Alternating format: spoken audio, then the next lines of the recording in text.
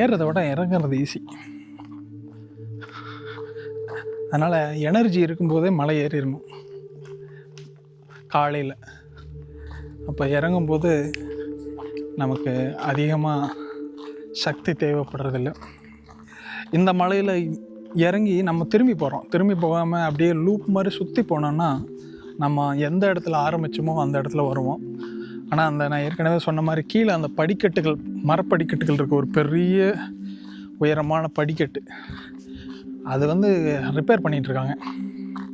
அது சரி செய்கிறதுனால அந்த பாதையை க்ளோஸ் பண்ணிட்டாங்க. அதை நம்ம முன்னாடியே பார்த்தோம். அதனால் இப்போ நம்ம வந்த வழியிலேயே திரும்பி போகிறோம். இன்னும் நம்ம 2.5 மைல் நடக்கணும். நடக்கிறது ஒன்றும் பெரிய சிரமமாக இல்லை, ஏன்னா வெதர் அவ்வளோ சூப்பராக இருக்குது. இந்த மரங்கள் பச்சை பசுமையாக இருக்கிறதுனால இது ஸ்ப்ரிங்கோட தொடக்கம். ஏப்ரல்னாவே ஸ்ப்ரிங்கு தான். இங்கே நிறைய பேர்த்துக்கு ஏப்ரல்னு பேர் வச்சுருக்காங்க, குறிப்பாக பெண்களுக்கு. அதனுடைய வசந்தம், நம்ம ஊரில் வசந்தம் சொல்கிறாங்க இல்லையா, அந்த மாதிரி இங்கே குழந்தைகளுக்கு ஏப்ரல்னு பேர் வைக்கிறாங்க. எனக்கு தெரிஞ்ச நிறைய பெண்கள் ஏப்ரலுங்கிற பேர் வச்சுருக்காங்க.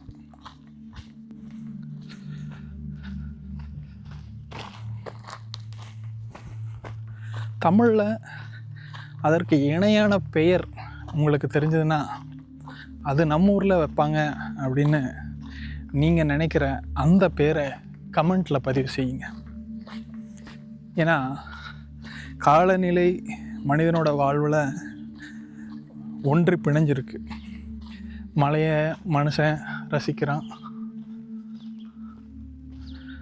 வெயிலையும் ரசிக்கிறான், புயல், காற்று, பருவநிலைகள்.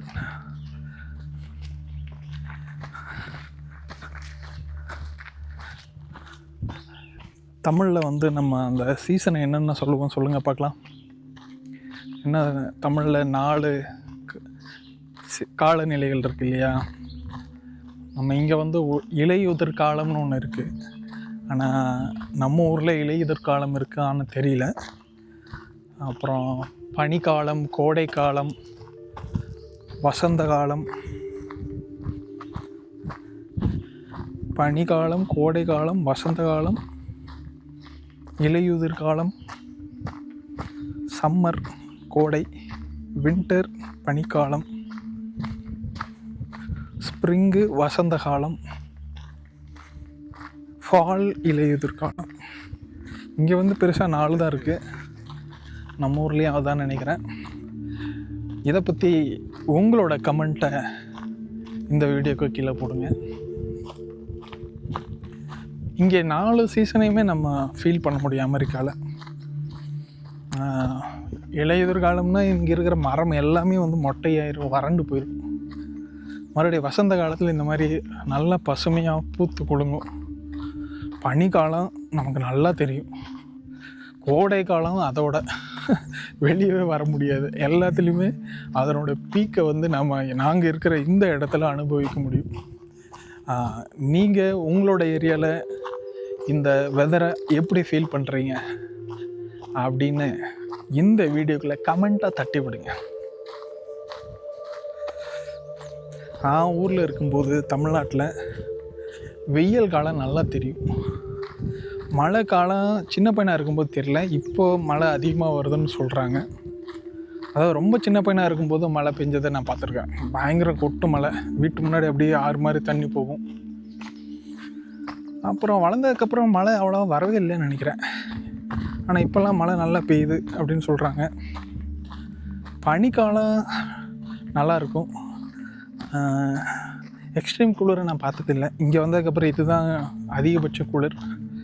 இப்போ அந்த காலத்தில் பனி காலத்தில் என்ன பண்ணுவாங்கன்னா, நம்ம ஊரில் மார்கழியில் நமக்கு ஒரு சேலஞ்ச். அதாவது என்னென்னா, காலையில் நேரத்தில் எழுந்திரிச்சு அந்த நல்ல காற்றை சுவாசிக்கணும் அப்படிங்கிறதுக்காக மார்கழி கார்த்திகையில் கோயிலில் பூஜை வச்சு மாலை போட்டுட்டு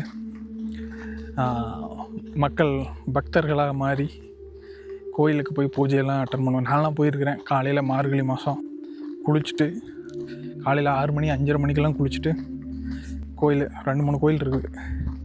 சுப்பிரமணியர் கோயில், பிள்ளையார் கோயில், அண்ணாமலையார் கோயில். இங்கே போனோம்னா பொங்கல் கொடுப்பாங்க, சக்கரை பொங்கல், சுண்டல் எல்லாம் ஒரு ரவுண்டு வாங்கி சாப்பிட்டு சாமி கும்பிட்டு வந்துடுவோம். அதே மாதிரி சாயந்தரம்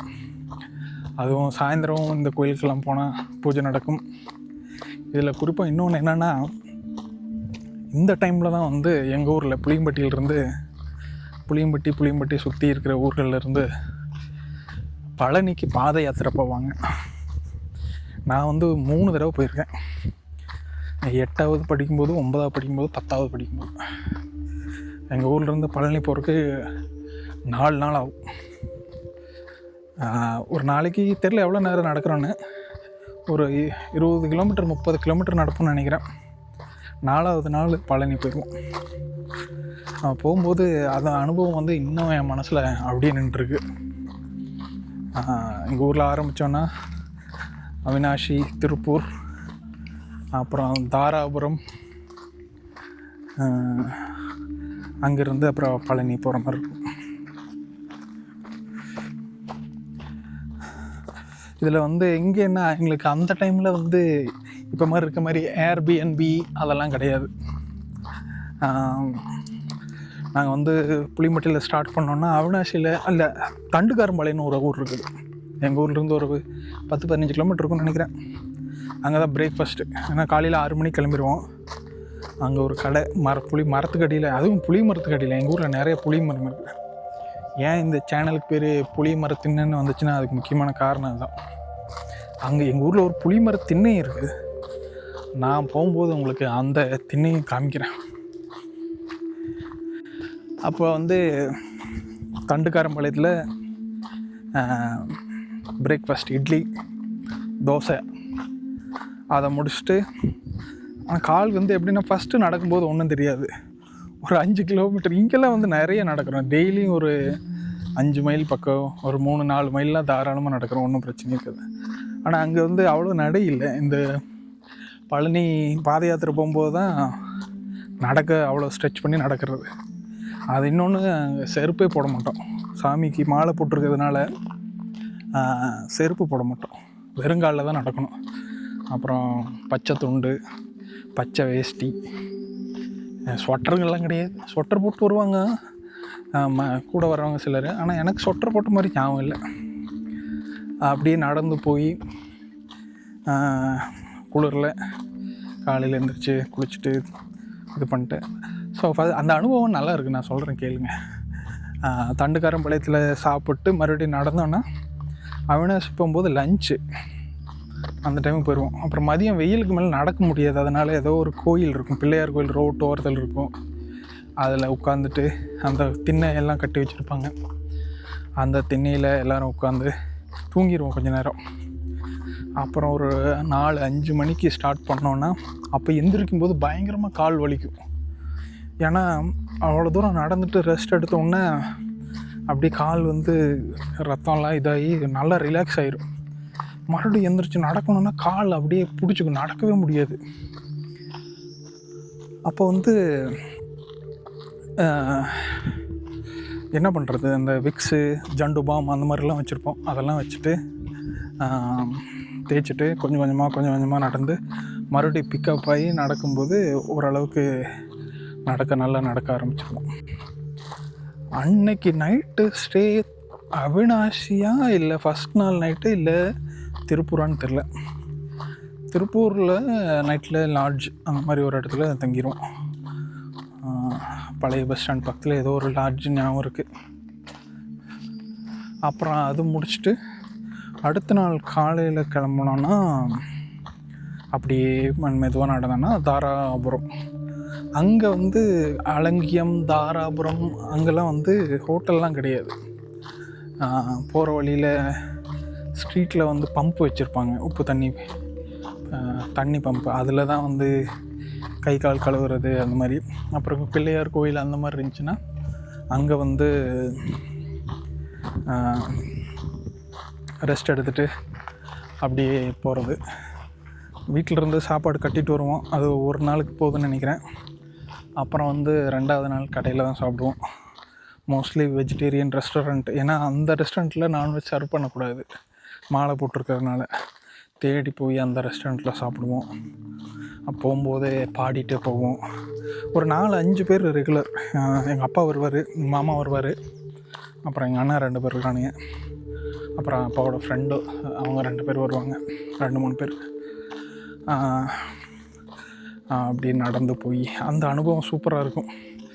கிராமத்து வழியெல்லாம் போகும்போது மக்கள் வந்து ஆடு மேய்ச்சிட்டு, கூட ஆட்டுக்கு நாய் காவல். சில நாய்கள் நம்மளை பார்த்து குறைக்கும். அப்புறம் போகிற வழியில் நம்ம பழனி போகிறோங்கிறதுனால அந்த ஆடு மேய்க்கிறவங்க இல்லை அந்த ஊரில் இருக்கிறவங்க வீட்டில் வந்து சாமிக்கு வேண்டி காசெல்லாம் கட்டி வச்சுருப்பாங்க. ஏதோ ஒன்று கட்டி, அது என்னன்னே தெரியாது, கொண்டு போய் உண்டியில் போட்டுருங்கன்னு கொடுப்பாங்க.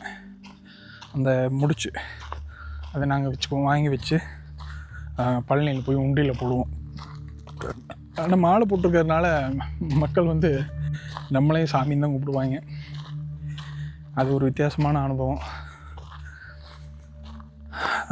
எனக்கு தாராபுரம் தாண்டினதுக்கப்புறம் தான் அந்த உண்மையான அனுபவம் தெரியும். ஏன்னா சுற்றி கிராமங்கள் தான் அங்கே, பெருசாக நகரமெல்லாம் ஒன்றும் இல்லை. இப்போ தான் வந்து பயங்கரமாக டெவலப் ஆகிருக்கும். அப்போ காட்டு பகுதியில் அப்படியே போயிட்டுருப்போம். அங்கே அலங்கியம் பக்கத்தில் நினைக்கிறேன், அந்த இடத்துல வந்து ஒரு 6 மணிக்கு மேலே பயங்கர இருட்டாயிரும். ஸ்ட்ரீட் லைட்டு எதுவுமே இருக்காது. பேட்டரி வச்சுட்டு அப்படியே நடந்து போயிருப்போம். இப்போலாம் நிறையெல்லாம் இருக்குதுன்னு சொல்லுவாங்க, ஆனால் அதை பற்றியெல்லாம் யாரும் கவலைப்பட்டதில்லை. அப்புறம் அங்கே போய் ஒரு நைட்டில் ஒரு தோட்டம், அந்த தோட்டத்தில் கேட்டு அவங்க ஒரு இடம் கொடுத்தாங்க. அந்த தோட்டத்துலேயே ஒரு குடிசை மாதிரி ஒரு இடம் இருந்துச்சு. நெல்லெல்லாம் அடுக்கி வைப்பாங்களே அந்த இது, அதில் தங்கிட்டோம் நைட்டு. சாமிகள் தங்குறதுக்கு கொடுத்தாங்க. அங்கே தங்கிட்டு அடுத்த நாள் அந்த தோட்டத்துலேயே பம்பு போட சொல்லி தண்ணி வரும்ல தொட்டியில், அதில் குளிச்சுட்டு ட்ரெஸ் மாற்றிட்டு அப்படியே அடுத்த நாள் கிளம்பி போகும்போது சின்ன சின்ன கடை தான் இருக்கும், பெரிய கடையில் இல்லை, அந்த மெஸ் மாதிரி இருக்கும். அங்கே சாப்பிட்டு சூப்பராக இருந்துச்சு. அதை நினைக்கும் போது அவ்வளோ அருமையாக இருக்குது அந்த அனுபவம். அப்படியே நடந்து போகும்போது சாமி பாட்டம். அந்த பாட்டு தான் வந்து நம்ம நடக்கிறதுக்கு கால் வழியை வந்து தெரியாமல் வைக்கிறதுக்கான ஒரு காரணம்னு நினைக்கிறேன். கடைசியில் நம்ம அங்கே பழனி பக்கத்தில் போகும்போது மழை தெரியும். அப்புறம் சரவண பொய்கை, அந்த ஆறு கடந்து தான் போவோம். அந்த ஆறில் போய் குளிச்சுட்டு அப்புறம் அன்றைக்கி நைட்டு அங்கே தான் ஸ்டே பண்ணுவோம் பழனியில். அங்கே வந்து பழனியில் லாட்ஜ் இருக்கும், சமுதாய லாட்ஜ். அதில் போய் தங்கிட்டு அடுத்த நாள் எந்திரிச்சு குடிச்சிட்டு முருகனை போய் பார்த்துட்டு மலை ஏறி, அப்போல்லாம் மலை ஏறும்போது நல்லாயிருக்கும். ஆனால் என்னென்னா அந்த பிச்சைக்காரங்கெல்லாம் வந்து கை காலெல்லாம் ஒரு மாதிரி இது பண்ணியிருப்பாங்க, மேக்கப். அதை பார்த்து நம்மளுக்கு நிஜமாலுமே இருக்கிற மாதிரி இருக்கும். தீ காயம் பட்ட மாதிரியும் ரத்த காயம் பட்ட மாதிரியும் பிச்சை எடுப்பாங்க. அது பிச்சை எடுக்கிறாங்கன்னு எனக்கு அப்போ தெரியாது, அதுக்காக பின்னாடி தான் தெரிஞ்சது அதெல்லாம் வந்து வேஷம் அப்படின்னு.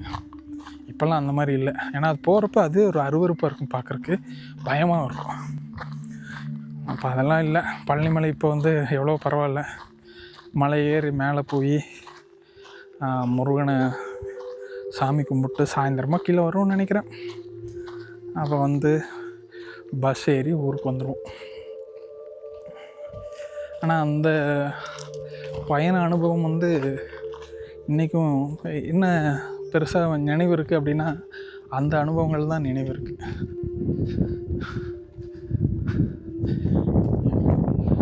எடா போகிறங்க வழி அந்த பிள்ளை இந்த பக்கம். ஓகே, அது எங்கள் அப்பா கூட நடந்தது. அப்புறம் எங்கள் அப்பா டார்ச்சர் பண்ணி அவர் உப்பு மூட்டை எடுக்க வச்சுருவேன் சின்ன பையனாக இருக்கும்போது. ரொம்ப நேரம் இருக்க மாட்டார், கொஞ்சம் சின்ன பையனாக இருக்கும்போது 5வது படிக்குவேன்னு நினைக்கிறேன், 8வது படிக்கும்போது தெரில, ஏதோ ஒரு ஞாபகம் இருக்குது.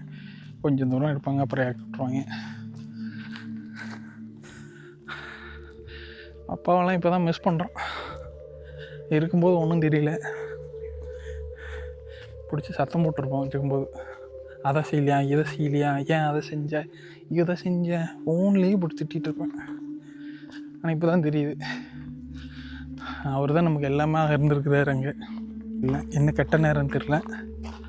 அவர் சைக்கிள் நிறைய ஓட்டுவார். அவர் சைக்கிள் ஓட்டிகிட்டு போயிட்டுருக்கும்போது பைக்கில் வந்து ஒருத்தன் இடிச்சிட்டான். 2 பசங்க கீழே விழுந்து தலையில் அடிபட்டுருச்சு. அவங்க ஒன்றும் இல்லைன்னு நினச்சிட்டு வீட்டுக்கு கொண்டு வந்து அப்படியே விட்டு போயிட்டாங்க. அப்புறம் பார்த்தா பின்னாடி அடி கன்கஷன் மாதிரி ஆகி ஹாஸ்பிட்டலுக்கு எடுத்துகிட்டு போகும்போது அவருக்கு வலிப்பு வந்துடுச்சு. அப்புறம் அது பெரிய பிரச்சனை, பேரலைஸ் ஆகி கோமா ஸ்டேஜுக்கு போயிட்டார். அப்புறம் நான் இங்கேருந்து இந்தியா போய் பார்த்து அவரை ஐசியூவில் இருந்தார். ஒரு வாரம் நினைக்கிறேன். கோமாலிருந்து வெளியே வரும்போது பெருசாக நடக்க முடியல, கை வந்து இது பண்ண முடியல. அப்புறம் ஃபிசியோதெரப்பி எல்லாம் பண்ணி நல்லா நடந்துகிட்டு இருந்தார். கொஞ்சம் நல்லா நடக்க ஆரம்பித்தார். ஆனால் அவருக்கு ஞாபக மறதி வந்துடுச்சு. அதை பழசெல்லாம் மறந்துட்டார். நிறைய விஷயங்களை, எல்லாத்தையுமே கம்ப்ளீட்டாக மறக்கல, நிறைய விஷயங்களை மறந்துட்டார். அப்புறம் மறுபடியும் மருந்துலேயே இருக்கிற மாதிரி ஆயிடுச்சு. மாத்திரை சாப்பிட்டு இருக்கணும், சாப்பிட்லன்னா மறுபடியும் அந்த பாதிப்புகள் வந்து தெரிய ஆரம்பிச்சிது. அப்புறம் கொஞ்ச நாள் நான் மறுபடியும் ஒரு டைம் விழுந்துட்டாருன்னு நினைக்கிறேன். அப்புறம் ரொம்ப கஷ்டமாக போச்சு. அப்புறம் அப்படியே கொஞ்ச நாள் இருந்துட்டு ரொம்ப கஷ்டப்பட்டு தான் போனார். ஆனால் அவர் இல்லாதது நமக்கு கஷ்டம். எப்படி சொல்கிறது, நமக்கெல்லாம் என்னென்னே தெரியாமல் அப்படியே துள்ளி குதித்து ஆடிட்டு இருந்தோம். அப்புறம் பார்த்தா அப்படியே அந்த ஆட்டத்துக்கெல்லாம் காரணம் அப்படி அவர் ஒருத்தர் இருந்துருக்கார் நம்மளுக்கு தூண் மாதிரி. அவர் இல்லாதப்போ தான் தெரியுது எல்லாத்துடைய உண்மையான முகம். அதனால்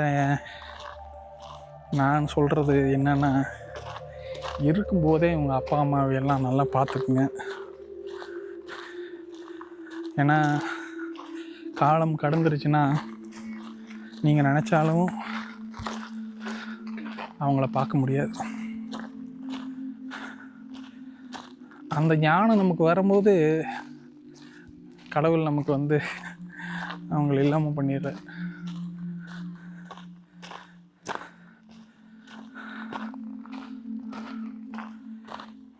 எல்லாத்துக்கும் அந்த ஃபீலிங் இருக்குன்னு நினைக்கிறேன். ஏன்னா நம்ம இளம் வயதில் வந்து அம்மா அப்பாட்ட நிறைய சண்டை போடுவோம், மரியாதை இல்லாமல் பேசுவோம். அது அந்த வயசுன்னு நினைக்கிறேன். ஆனால் அதுக்கப்புறம் வந்து அவர்களோட அருமை நமக்கு தெரியும். நிறைய விஷயத்தில் அவங்கள பற்றி நம்ம தப்பாக புரிஞ்சுருக்கோம். இவங்க ஏன் இப்படி பண்ணுறாங்க அப்படின்னு. ஏதோ நாம் வந்து உத்தம புத்திரர்கள், தப்பே செய்யாத மாதிரி. இன்றைக்கி நம்ம பசங்க வந்து நமக்கு சொல்கிறாங்க அதே தான். நாம் என்ன பண்ணமோ நம்ம அப்பா அம்மாவுக்கு அதையே தான் நம்ம பசங்க செய்கிறாங்க.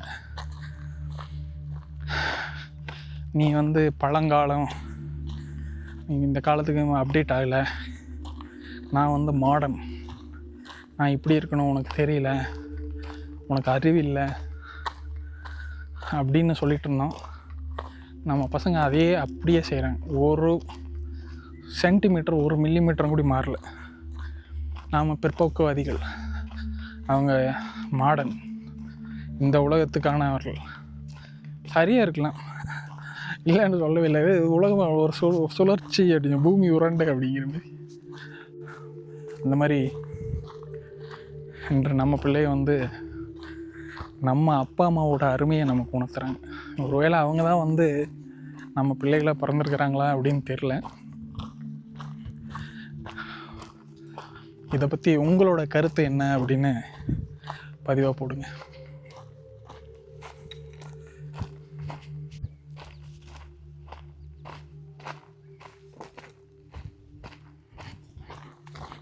கீழே இறங்கிட்டே இருக்கிறோம். இன்னும் எவ்வளோ தூரம் போகணுன்னா இன்னமும் 1 மைலுக்கு மேலே போக வேண்டியிருக்கு.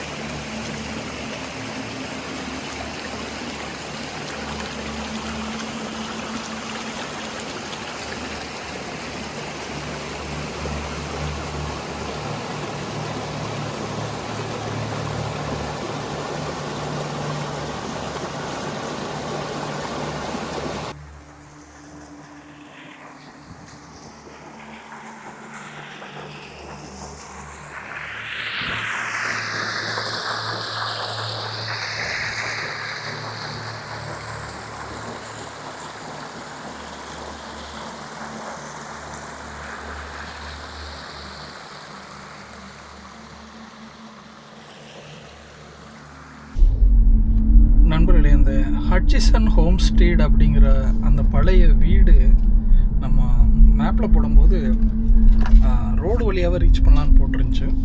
ஸோ அதனால் அதை ஒரு முயற்சி செய்து பார்ப்போம். நம்ம அந்த இடத்துக்கு போக முடியுதான்னு. அங்கே போனால் நம்ம வந்து அந்த பழைய வீட்டை கூட பார்க்க முடியும். காரை வந்து பார்க்கிங்கில் நிறுத்திட்டு நம்ம ட்ரெயில் ஹெட் கண்டுபிடிச்சி இப்போ வரோம்.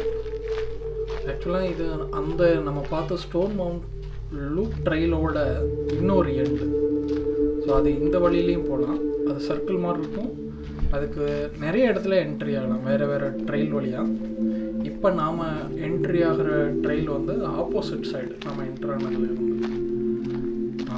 இந்த வழியாக போய் நம்ம அந்த ராக் பெரிய அந்த மவுண்டெயின் மாதிரி சொன்னேன் இல்லையா, பெரிய கல் இருக்கிற அந்த பகுதிக்கு அங்கே வந்து ஹட்சின்சன் ஹோம்ஸ்டேட் அப்படின்னு ஒரு இடம் இருக்குது. அதாவது ஏறக்குறைய 200 ஆண்டுகளுக்கு முன்னால் வந்து இங்கே வந்து வீடு கட்டி வாழ்ந்த ஹட்சின்சன் ஃபேமிலியோட லைஃப்பை பற்றி நம்ம இங்கே பார்க்க போகிறோம்.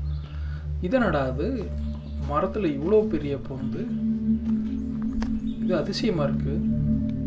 மரமே இவ்வளோண்டு தான், அதில் இவ்வளோ பெரிய பொந்து. மரம் எப்படி ஸ்ட்ராங்காக நிற்குது, ஆச்சரியமான விஷயந்தான்.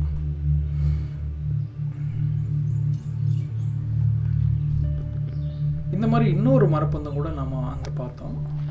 இது எல்லாமே இயற்கையோட இன்னொரு டைமென்ஷன் தான். வாங்க நம்ம மறுபடியும் தொடர்ந்து அந்த ஹட்சின்சன் ஹோம்ஸ்டேட் அப்படிங்கிற இடத்துக்கு போவோம். நான் ஏற்கனவே சொன்ன மாதிரி அது 200 வருடங்களுக்கு பழமையான ஒரு வீடு.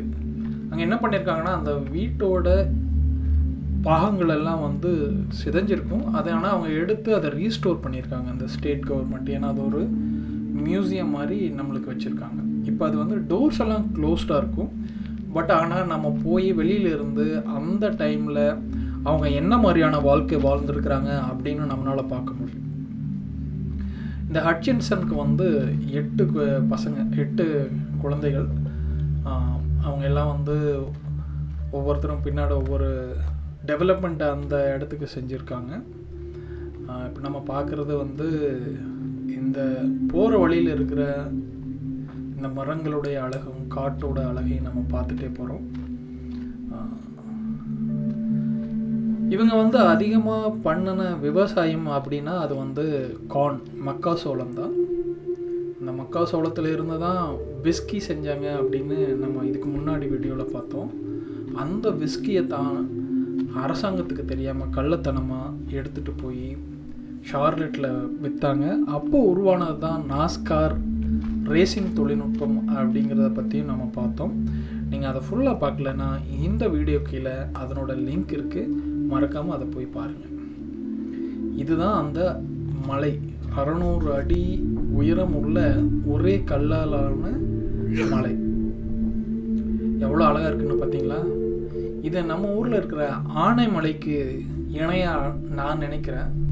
என்னோட பார்வையில் இது மிகவும் பிரம்மாண்டமாகவும் சில நேரங்களில் நமக்கு இறைவனையும் நமக்கு முன்னாடி காமிக்கிறத உணர்றேன். நீங்கள் என்ன ஃபீல் பண்ணுறீங்க அப்படிங்கிறத இந்த கமெண்ட்டில் போடுங்க. வாங்க நம்ம இன்னும் தொடர்ந்து இந்த முக்கியமான ஹிஸ்டாரிக் பிளேஸில் இருக்கிற பொருட்களையும் பார்த்து அப்புறம் நம்ம அந்த ஹட்சின்சன் ஹோம்ஸ்டேடையும் உள்ளே போய் நம்ம பார்ப்போம். இன்னும் கொஞ்சம் பக்கத்தில் கூட போய் இந்த கல்லை பார்க்கலான்னு நினைக்கிறேன். இந்த கல்லை சுற்றி நிறைய மரம் இருக்குது. அந்த இடத்துல தான் அவங்க வந்து விஸ்கி செஞ்ச அந்த உரல்களையெல்லாம் வந்து பதுக்கி வச்சுருந்தாங்க காவலர்களுக்கு தெரியாமல். நீங்கள் அங்கே பார்க்குறீங்க இல்லையா, குடிசை மாதிரி இருக்கிறது, அதுதான் அந்த வீடுகள். அது முதல்ல ஒவ்வொன்றும் ஒரு இடத்துல இருந்துச்சு. ஆனால் இப்போ ரீஸ்டோர் பண்ணுறப்ப அதையெல்லாம் ஒரே இடத்துல வச்சுருக்காங்க. இந்த பிரம்மாண்டமான வியூவை நான் உங்களுக்கு இப்போ காமிச்சிட்ருக்கேன். இதை சுற்றியும் நம்ம பார்க்கலாம்.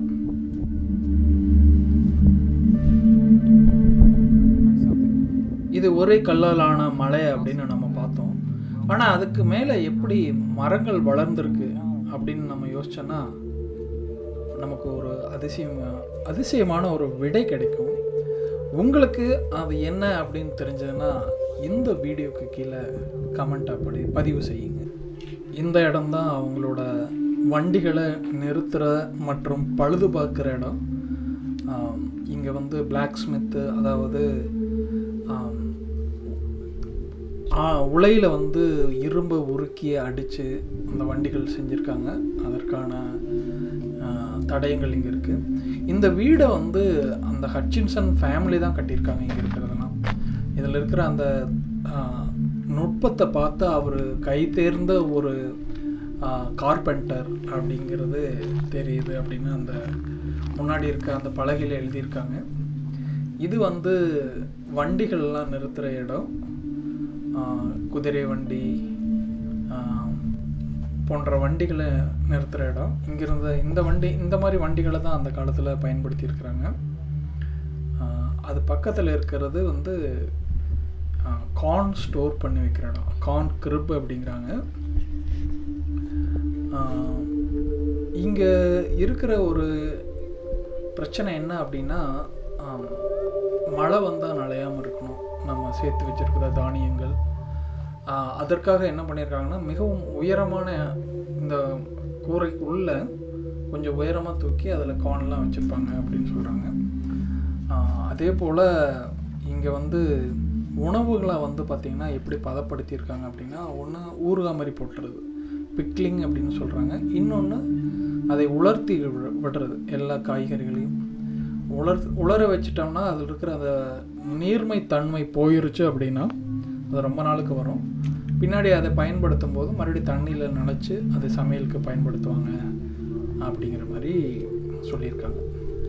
அப்புறம் இன்னொன்று வந்து சில உணவு வகைகள், குறிப்பாக நிலத்துக்கு கீழே இருந்த வேர் வகைகள், வெங்காயம், இஞ்சி இருந்துச்சான்னு தெரில, வெங்காயம், சில மற்ற பொருட்கள், நிலத்துக்குள்ளே இருந்து வர்ற பொருட்கள் எல்லாம் வந்து எப்படி வச்சுருக்காங்க அப்படின்னா, நிலத்துக்கு கீழேயே ஒரு ஸ்டோரேஜ் மாதிரி வச்சு, ஏன்னா அந்த பொருட்கள் வந்து ரொம்பவும் குளிராகவும் இருக்கக்கூடாது, அதே சமயத்தில் வெப்பமாகவும் இருக்கக்கூடாது, அந்த இடைப்பட்ட இதில் இருக்கணும். ஸோ அதை தான் இங்கே போட்டிருக்காங்க.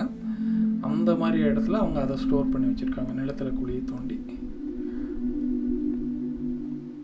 இது வந்து அந்த அவுட் ஹவுஸ்ன்னு சொல்கிறாங்க. ஆக்சுவலாக அது வந்து டாய்லெட்டு. வெளியில் வந்து கொஞ்சம் தூரமாக ஒரு சின்ன பிளாக் மாதிரி, அதில் வந்து குளியலறை, கழிவறை எல்லாம் இருக்கும். அதை சொல்லியிருக்காங்க. இதுதான் அந்த ஹட்சின்சன் கேபின். அது எந்த அளவுக்கு நேர்த்தியாக மரங்களை அடுக்கி கட்டியிருக்காங்க. மரங்களுக்கு அடுக்கும்போது இடையில வர கேப்பை வந்து களிமண்ணை கொண்டு அடைச்சி குளிர்காற்று மற்றும் வெப்பத்திலிருந்து பாதுகாத்துருக்காங்க. வெறும் மரங்களை வச்சு தான் அதிகமாக கட்டியிருக்காங்க. சில இடங்களில் அந்த மரங்களுக்கு ஆணிகள் கூட அடிக்காத மாதிரி ஒரு தொழில்நுட்பத்தை யூஸ் பண்ணியிருக்காங்க. இது பாருங்கள் எவ்வளோ அழகாக இருக்குன்னு. அந்த வீட்டுக்குள்ளே போகிறதுக்கு முன்னாடி ஒரு சின்ன முற்றம் மாதிரி, அதில் ஒரு திண்ணை, நம்ம ஊராக இருந்தால் அதை திண்ணைன்னு சொல்லுவோம், அங்கே உட்காந்து பேசுகிற மாதிரி. இந்த மரங்கள்லாம் எவ்வளோ பழசு. இந்த வீட்டுக்கே 200 வருஷம்னா இந்த மரத்துடைய வயது எவ்வளோ இருக்கும்?